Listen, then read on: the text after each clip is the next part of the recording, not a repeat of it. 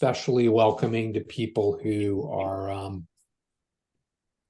new to us, or new to Bowen theory, or new to family systems theory, and give you a place to kind of find out what we do.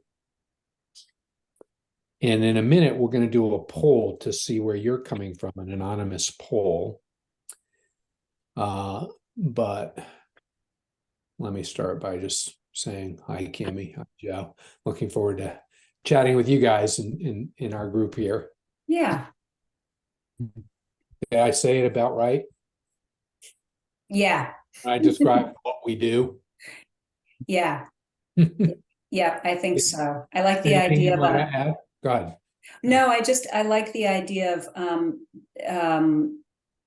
the description of sort of a non-anxious presence, and that it's a North Star, meaning that it's not always easy to sort of to get there, but the idea of it as a guiding principle, of work it's a helpful one. I feel like there's a very precious body of knowledge there in Bowen family systems theory about families, about high stakes family challenges, and about family leadership. What does it mean to be a non-anxious presence in a family? What's that even look like? Yeah. How about you, Joe? You want to add anything to what I said about basic description of what we do? No, I agree that there's a lot to this theory, but such a high percentage of it is just managing your own, emotional state. And that's sort of working on that, you can go pretty far with just focusing on that, I think. Yeah. Or in my early days as a clinician, I'm a licensed psychologist. I worked for community mental health 15 years and also private practice. And really in both of those settings, I just was drawn to the idea that relationships are really mostly what people want to talk about. And that it was helpful to have a framework to place that discussion in, but also really helpful for me as a clinician to think about what my job was and what my job wasn't, and to have a support system for going on the journey of a helper with all those relationship tangles that were coming my way. And I think the training programs that we did and that the Bowen Center in DC did were just very good for my mental health.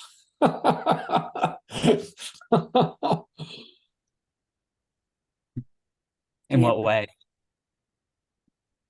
Well, I mean, the easy place to go there is with chronic self-injury, which in the community mental health system, that was ended up being my passion and my focus. And I learned so much from it.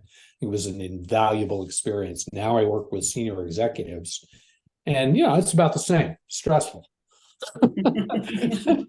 And just getting really clear that the job wasn't really to protect people and keep them alive. Not that was thrown out, that was a piece of my job, but it seemed like it could become all the job if I got stuck in that in my head. Whereas as I sort of thought about it more and more, a lot of it was more about how am I going to dance with the stress of dealing with these clients. And that ended up made me more helpful to them too. Just that shift of framework, I think.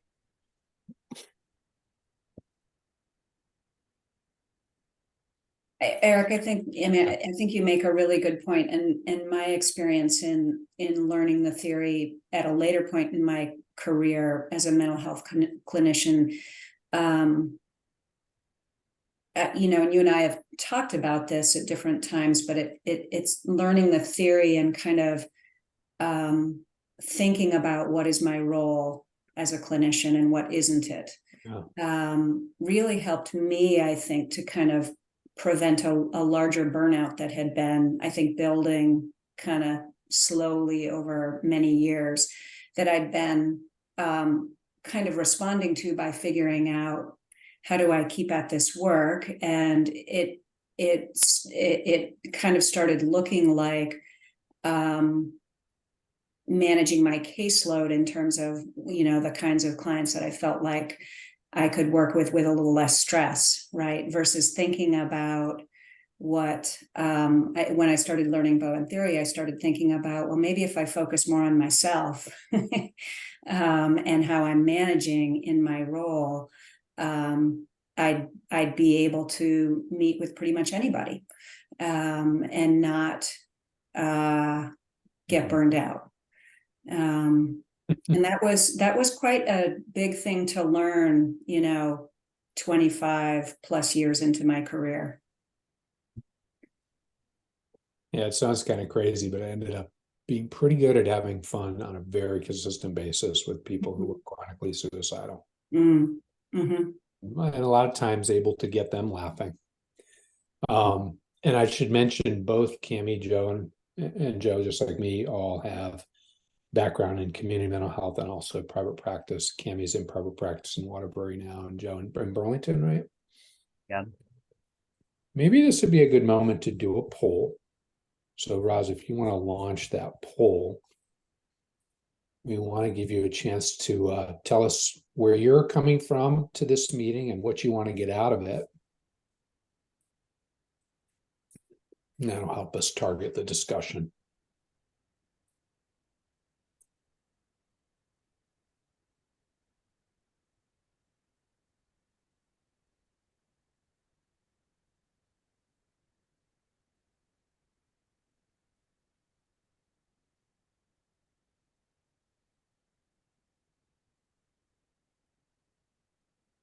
Just give me a couple more minutes to.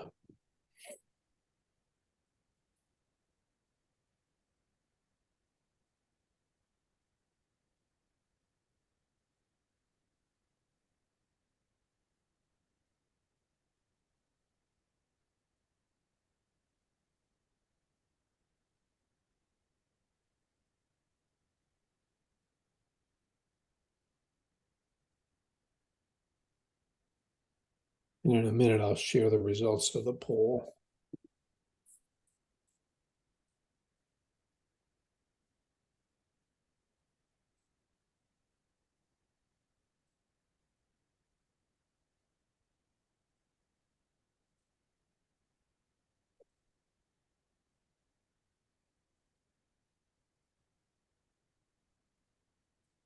Okay, great. Russ, would you end the poll and then share the results?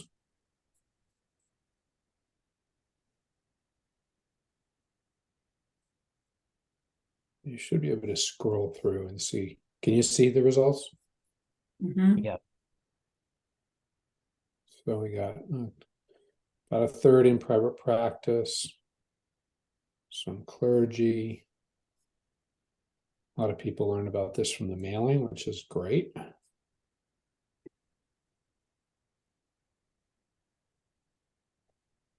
lot of people pretty new to therapy, to the theory, which is great too. Love the beginner's mind. Okay. Oh. So our plan for this hour is let you listen to us talk a little bit, and then make it a conversation. So let people ask questions or type questions into the chat. And then near the end, we'll have a breakout, a small group opportunity with each of us in the small groups, so that people are a little quieter, maybe have another angle into getting the conversation going.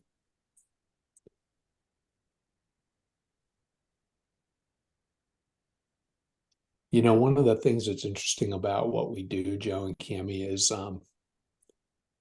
the degree to which in the Bowen family system theory tradition, you're really invited to work on relationships in your own family.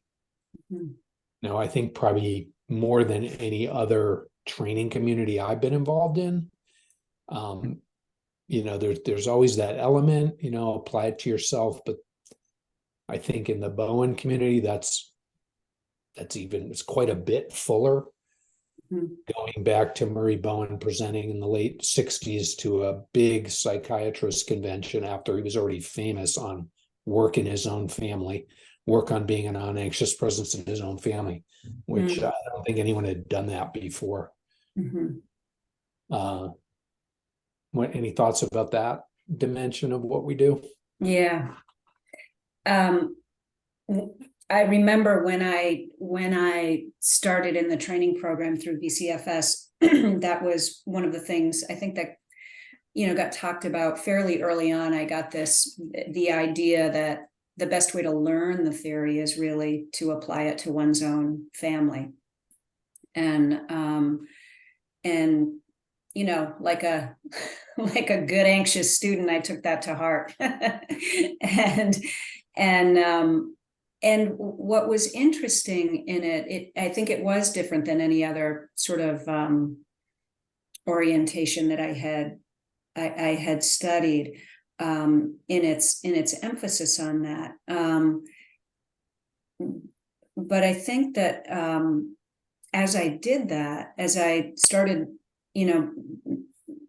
doing some little projects in my own family, in learning this theory, what was so interesting to me is how it pretty immediately had an impact also on my work. That the things that I was observing and learning and trying to apply they could be generalized to other relationship systems. That was a pretty immediate benefit for me. I want to ask Joe about this in a sec.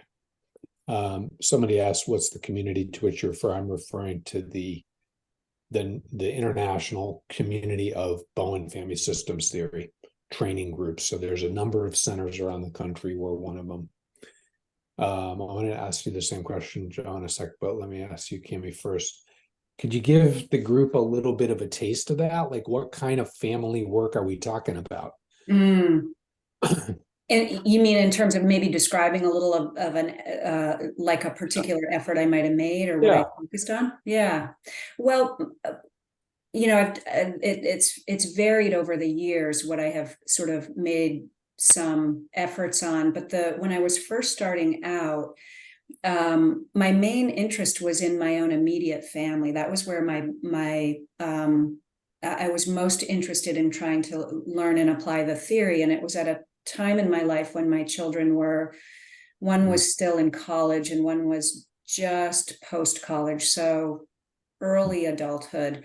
And I was kind of curious about learning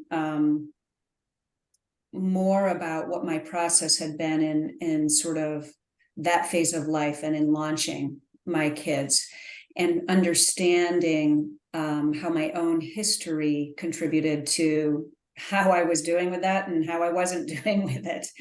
And it was very valuable. It was a really helpful exploration of looking at, like, one of the concepts for me that came up in that very much applied to me was the idea of reciprocal process around functioning, my tendency to overfunction in some ways and how that might contribute to another person's underfunctioning. And that being able to observe that and see where that may have kind of where that had been influenced in my own life, and then looking at ways that I could shift some of that over functioning. So that's a little description of one effort. I think I'll always remember with respect your presentation on launching young adults by launching myself. Mhm. something like that. That was Yeah. the title. Yeah. And, it was great to hear your reframing of that journey towards a launching of yourself, Mhm. and it had that feeling of wisdom that it was going to benefit those kids too. And I think that's one of the places where Bowen tends to be very consistently valuable, is any kind of family transition. And there's Mhm. so many of them, so many different family transitions: death, births, divorces. Joe, what are you thinking about in terms of this question of that emphasis on on focusing on yourself, or applying the theory to yourself? Yeah, I think that's also part of what drew me into it. The first event, VCFS event I went to, was a training you did, I think, right before the pandemic. And you talked about the concept of differentiation of self, which is one of the most, kind of central themes to Bowen theory. And it just really resonated, the idea that we know who we are, and then it becomes, and what we think, and then it becomes really hard to stick with that when there's emotional pressure around us. So it just made me think a lot about how much that happens, how much I, can feel really solid about something, and then throw me into a group of people, and all of a sudden it becomes really hard to hold on to that. So, you know, early on, just a couple components of the theory just clicked with me, along with that emphasis on responsibility for yourself, and doing your own work. And I also really connected with that theme of the topic of over responsibility. And I could just see that in so many areas of my life. And early on, I wrote that word and I stuck it on my desk here in the corner. Um, and I found it useful clinically to just kind of see how much I was operating out of an overly responsible stance. I'd never seen that before until I spent time kind of thinking about that concept more. Mm. How did it change your experience of doing clinical work to meditate on that word? Initially it was kind of brute force. Like I would have to like literally, I would see these concrete things I would do. Um, and now probably in the last 6, 7 months, my overall stance has just changed so much, where I see the problem a person comes with as their responsibility to figure out. So I fall into that over responsibility a lot less. Yeah, It's still it's gotten there. stronger. Uh, I think we had a wonderful event that you offered a couple weeks ago, and I watched that in action.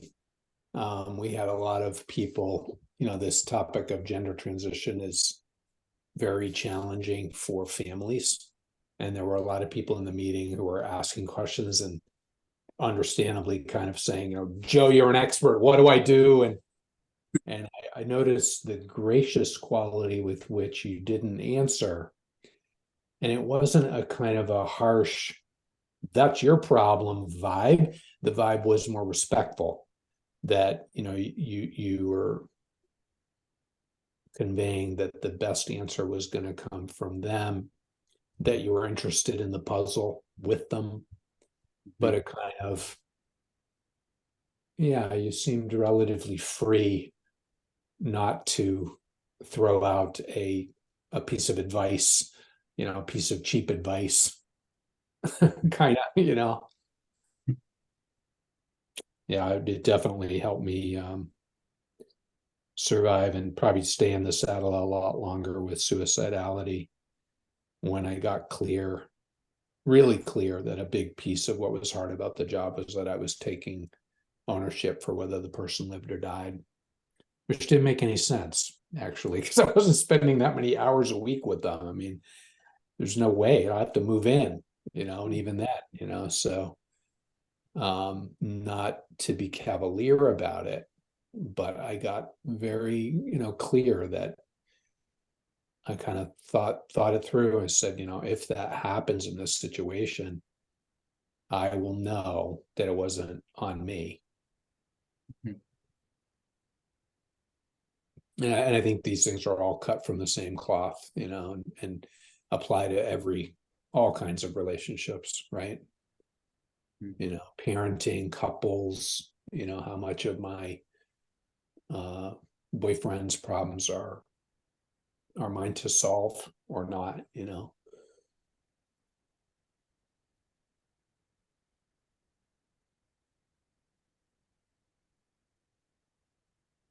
As we're talking, I want to invite anybody in the meeting to put a question into the chat.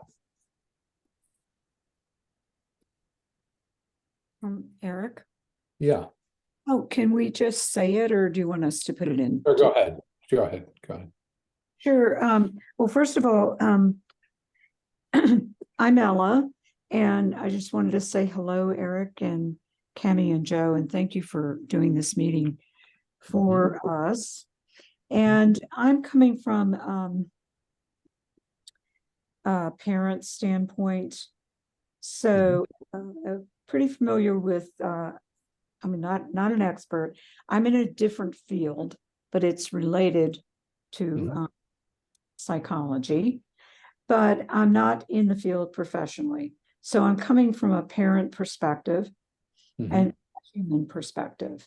And I'm in a family situation where it's very, it's a broken family from divorce and all of the things that Bowen goes through that can happen, you know, when you do your chart.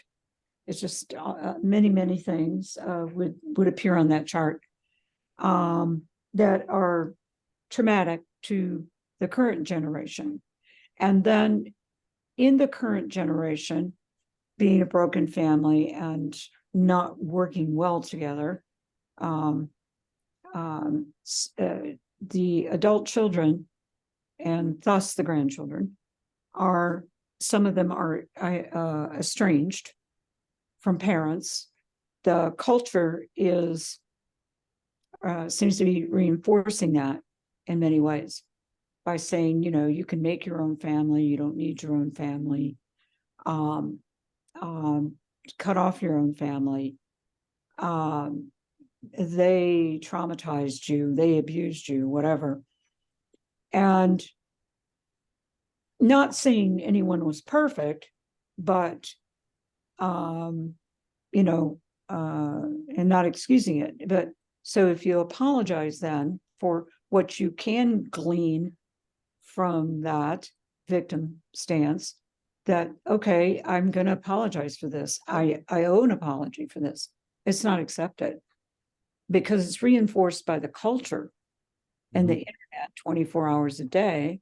And some psychologists as well, or social workers or coaches, to, you know, stay away from your family, that they're toxic or narcissistic and all of the buzzwords. So, and Ella, thanks for this. You know, this is a situation many of us know about or have seen. And I want to invite you. What's the question you have? Question is, it seems to be around the topic of stress and managing your own anxiety as a family leader. How would one do that when it is estranged from one child and grandchildren, and then the other child having some contact but pretty much estranged, you know, like text now and then. Like how do you be a leader? Yeah, managing estrangement when maybe you're the one who wishes there was contact, but it's being blocked and it's not available. Yes. That's an easy one to solve. We can snap that one together in a few minutes. Yeah. Well, yeah, you did a great job of describing, you know, a fundamental dynamic in families. And yeah, that's just the kind of puzzle that comes into a lot of clinical offices and the kind of thing people might work on in our training programs. I wanted to echo that, if you don't mind if I jump in. What I find is, I'm going to take another comment right now. Not quite yet. Sorry. Just wait a sec. Yeah. So And thanks again, Ella. And I kind of want to, at some point, we'll have a chance to gather up various questions, but maybe just before we take a shot at putting some context around what Ella said, Cami and Joe, would you take a crack at maybe just kind of describing VCFS, the training program? How would you describe it? Joe, you want to start that? How would you describe the atmosphere? You can go online and read the details of how it's structured and so forth, but how would you describe the atmosphere of it, Joe? It was just really engaging. I kind of liked that you get thrown into it. You weren't treated like, you were fragile. Like the content was kind of put out there. And not everyone in the program was like brand new the first year I did it.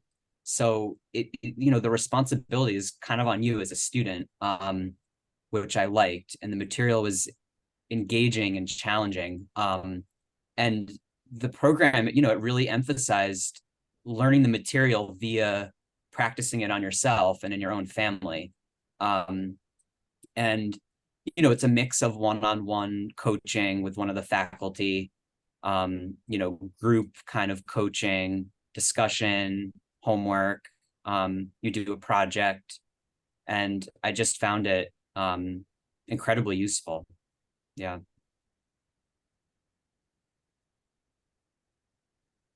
How about you, Kim? You want to add anything there to what Joe said? I think there's a kind of an emphasis in our meetings on ideas. Mhm. So there's really a rich body of ideas. Many people get a tiny little taste of it in school. And we go into more detail about these ideas, which are in many cases a little outside of, they're different, they're different. Many people strike them as kind of fresh. Mm. So the mix of the ideas and then application, where people are working in front of each other to take a particular angle and think about it in a live situation that is meaningful to them. Right. I think Joe did a great job describing it, and my experience, both as a student in the training program and then on the faculty, is it's the way that the material is sort of introduced and taught is incredibly engaging, and the presentations that are done are really quite high quality and promote very interesting discussion. And I think one of the things I really appreciated as a student and continue to as a faculty is that the emphasis really is on trying to learn and apply the theory, like thinking about theory as a guide to the way that we might conceptualize a particular challenge, and trying to stay anchored in the theory when discussing a particular challenge. That exercise, I think, is quite helpful in, bear with me as I try to articulate this, but I think what it does is it's the groundwork for managing self differently within the context of those challenges, because it's an invitation to kind of think theory-wise about what is happening. And for me, what that has helped me to do is, I think, to be a better observer of what I'm seeing, a better observer, and an ability to think about what I'm observing through the lens of the theory. I have an idea that we could do this for 5 minutes now, the three of us, in a structure we've used before. So we just heard a very, kind of poignant human story of a 3-generation family, divorce, which is such a common family challenge, and estrangement. Mm-hmm. And how about if we try this? We'll just give a taste of this now. of doing what Cammie was just talking about. Does that seem like a good idea, Joe? Sure. Yeah. So what we'll be doing is not in any way presuming to know what Ella should do, or even trying really to solve it. But let's think instead for 5 minutes about how you would think theory about what she shared with us. Yeah, well, I just have so many questions about the facts of the situation. In this amount of time, we can only get an overview, but I'm just wondering about when did contact stop? What did it look like prior to the cutoff? What other events have been happening in the family? And let's Those are do the thing that we have done before many times in our meetings where we'll talk together. So we're not going to engage Ella right now. We'll just give Ella the opportunity to listen to us talk ideas about this human story that she just shared about. And so I think you're putting the focus there, Joe, on gathering more facts. Mhm. Just the standard process of, instead of kind of throwing out solutions, to just respect the facts and pull for more facts. And there's so many. Why does it interest you to know those details? Why would it interest you to know, like when these things happen and all that? Well, I think it's hard to understand something like cutoff if you're just looking at the event itself and the lack of contact and what's happening right now around it. I think, in order to understand it, you need to kind of understand the other people involved, who the person who cut off, what's their relationship like with their spouse? Has there been, other shifts in the family? Has someone died? Did someone have a child? I think those sort of things kind of fill out the amount of understanding you have about something like cutoff. It's interesting to me how often in a strange relationship or an emotionally distant relationship, it'll seem like it's going to go on like that forever. And then some other big change occurs in the family, say a parent passes away, and it just shifts without any effort, really. And so then you can understand that distance was housed within a larger systemic process. But you know what I was thinking, listening to Ella, was just about that fundamental idea of pursuer, distancer, reciprocity. So the idea is that this is a very common pattern with humans, that you have one person who's more pursuing and another one who's distancing from the pursuer. And the pursuer is more frustrated by that. They're actually usually both pretty uncomfortable. But the idea that these two parties are stimulating each other's behavior, the distancer is often kind of looking back over their shoulder, very aware that the pursuer is chasing them psychologically, if not behaviorally, and that the pursuer is watching that distancing move, and they're both really reactive. Which one is more reactive, the pursuer or the distancer? It's a great Which question. one's more comfortable? I mean, I think a lot of times neither one is comfortable. Yeah. The distancer might look like they're fine, they're good, but I don't know. Well, right. Like, I think sometimes a person who is distancing part of that might be to achieve a certain degree of calm, or to reduce a little bit of anxiety. But that usually is temporary, and is more superficial.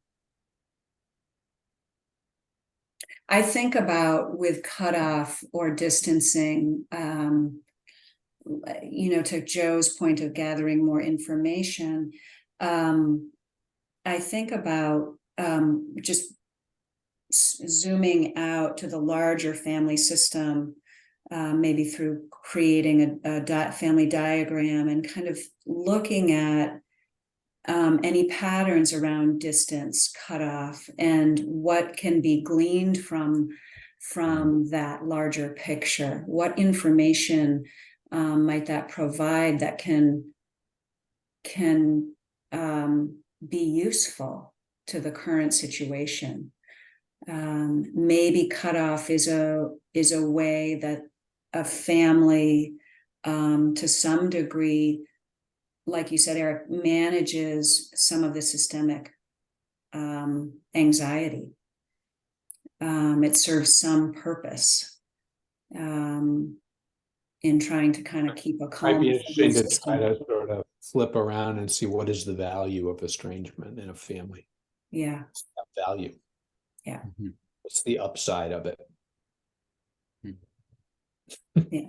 I can't help, whenever I hear a story about estrangement, I can't help but mentioning the Carl Pillemer book. So Carl Pillemer, Cornell researcher, did a long-term project of studying estrangement, lots of interviews, and a quality job of kind of packaging what they found scientifically, and then wrote a good book about it.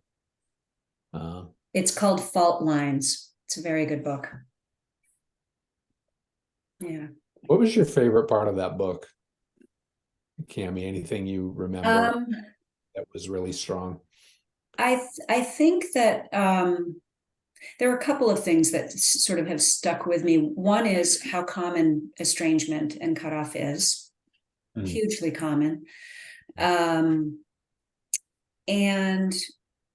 he wrote about people who managed to bridge a cutoff.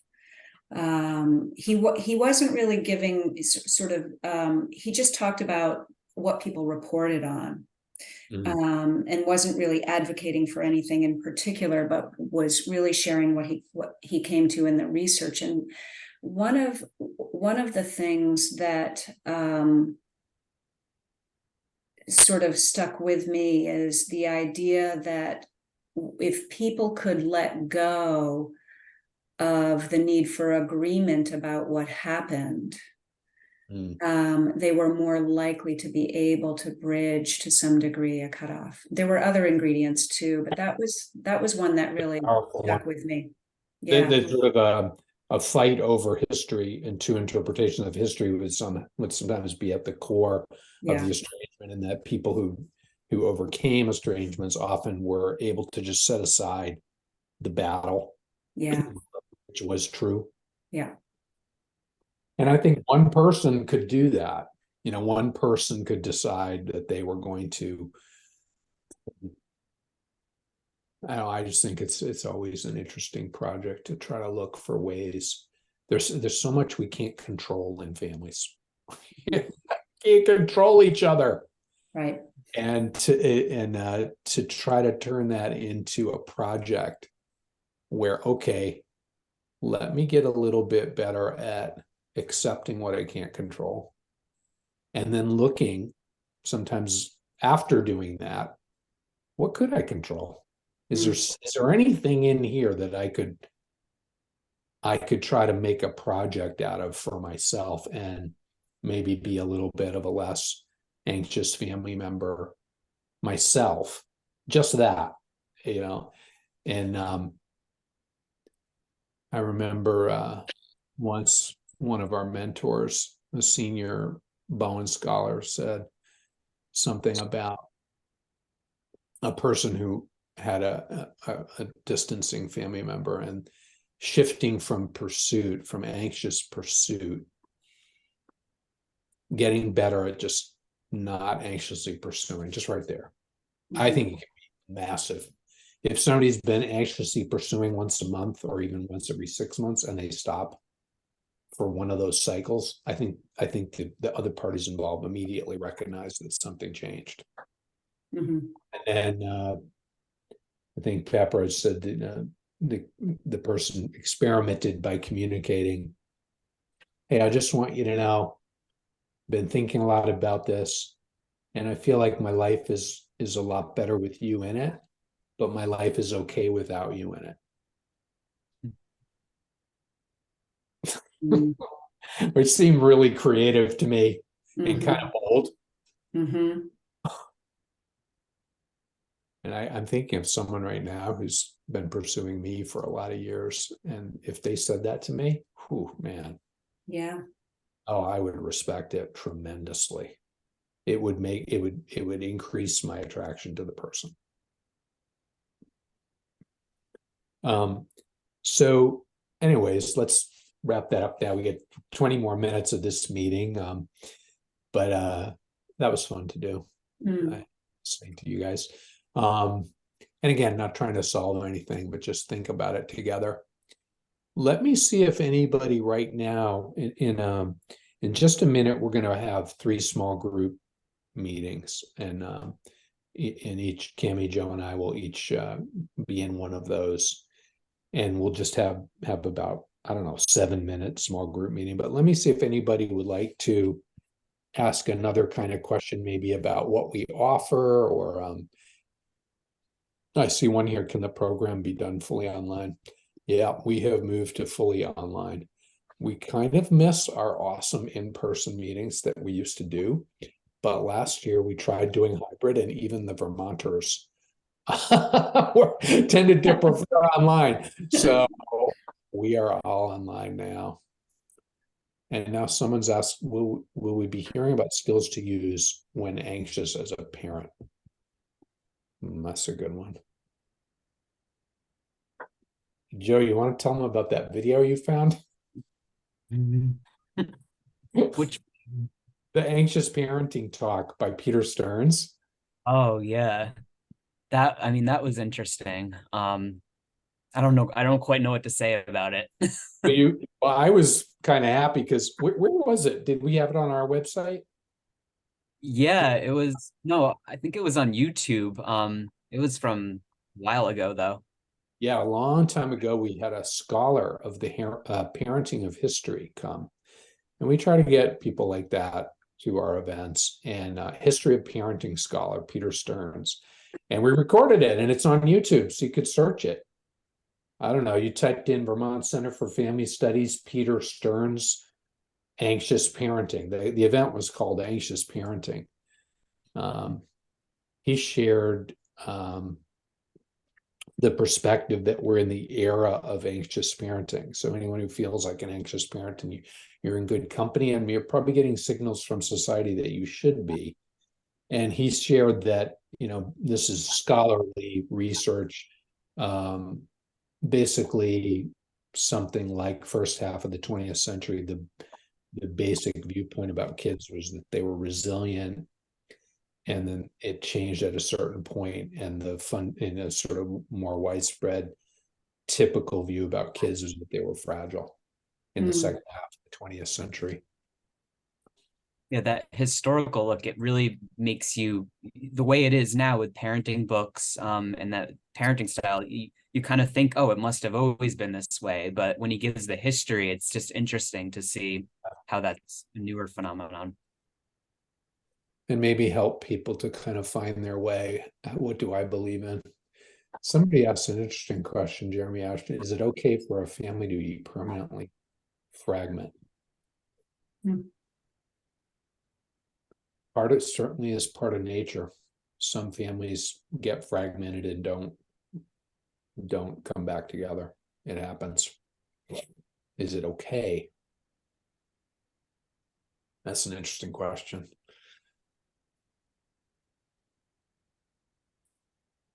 It makes me think it just is. It's one of the facts of the family, and there's a function to it, like we were talking about earlier.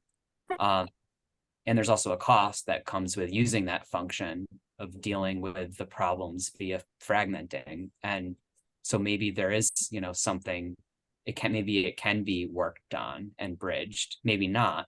But I think of it as more just that's what's happening, right now. There's almost a kind of a Buddhist dimension of the Bowen theory lens, where you try to get better at embracing what is, and maybe letting go of preoccupation with things changing, and then that positions you to be more influential. So I am going to try this breakout thing here. Eric, is there anything you want us to be thinking about for the breakouts? Well, I guess if you were thinking to yourself, what did this question get me thinking about? What did this discussion get me thinking about?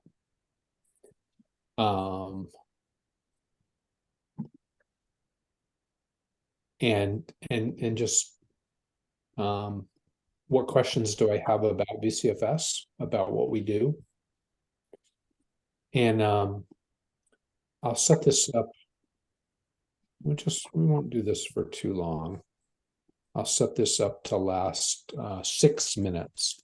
So I think maybe the purpose here is people who might be a little quieter have a chance. Certainly don't need to talk, but if you want to, it's sometimes easier to do in a small group.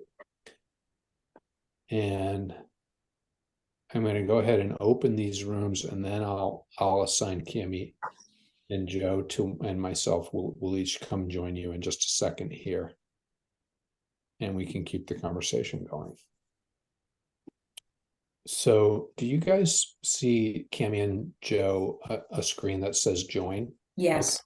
Okay. I'll join 1. Kimmy, why don't you join 2? Okay. And Joe, join 3. Okay.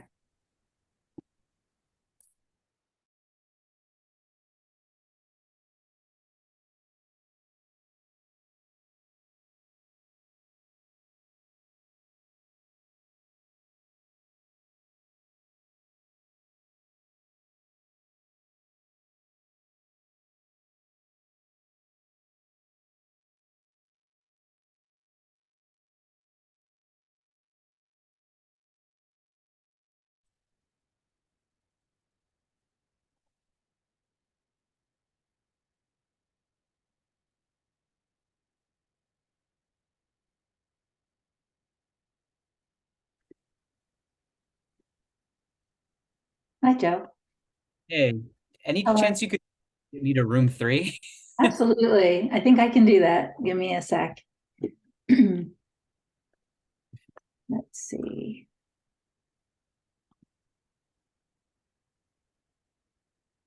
Move to room 3. Okay, you should be Got heading it. in. Thank, Of thank course. you. You're welcome.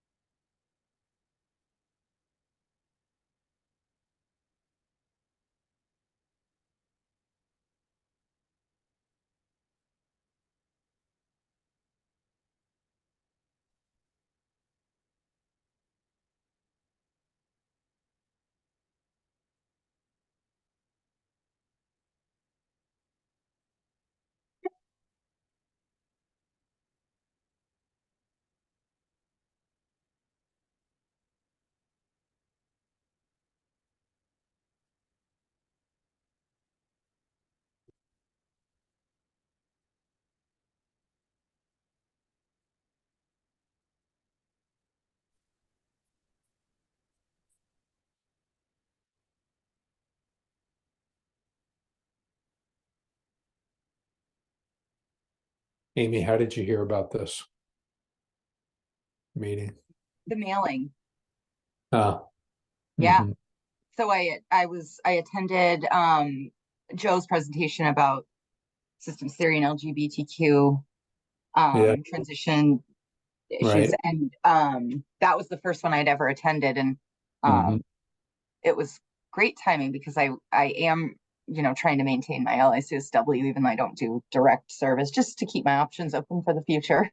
And I do want to continue to like learn and expand how I can better Good. Yeah. support the youth we work with in the state. So How did you find the event that we did there with it was fascinating. It was fascinating. I actually said to my supervisor, I was like, oh, you guys all should have probably signed up for this, even though it costs money, and you probably wouldn't have been able to get the state to pay for that. maybe not. So I'll tell you though, it was cheap. 35 it was. bucks. So I picked my own, but yeah, so I'm Pleased that, we have donors who help us to produce these things inexpensively. Can you guys see my slides? Yes. Okay. I just want to run through this as we're winding down here. Forgive me, I'm trying to make this view work. Let's do it. Slideshow. There we go. Just a quick peek at what we do here. That's today. We just did this event. Recording is available if you go to btvt.org or just Google the Vermont Center for Family Studies. It was a 2-hour presentation. Joe did a lit review on the front end and then talked about a concept in Bowen theory that's very interesting to think about when you think about family process regarding gender transition. And this is our training program. You can see Cami there, another one of our faculty, Joel Neal. Carmelo Real Estate is one of the companies that supports us. And we have this event coming up in December. Another way to get a taste of what we do. I like this event because it's about 7 short presentations. So you get just get a smorgasbord of different voices and different ways people work with the theory, and that again is online. I also did a podcast on Sparky and Sustainable Marriage that is available now on all these different podcast locations, and we have a YouTube channel. There is a lot on this YouTube channel. If you're allowed to get CEUs for watching videos and taking notes, you could get all your CEUs easily for 2 years on our YouTube channel. Some of the best family thinkers from around the country have been on this show. And finally, we are a nonprofit that survives on donations. So that's the truth about us. Well, we have 1 more minute. How was your breakout, Joe and Cami? It was good, very short. I think that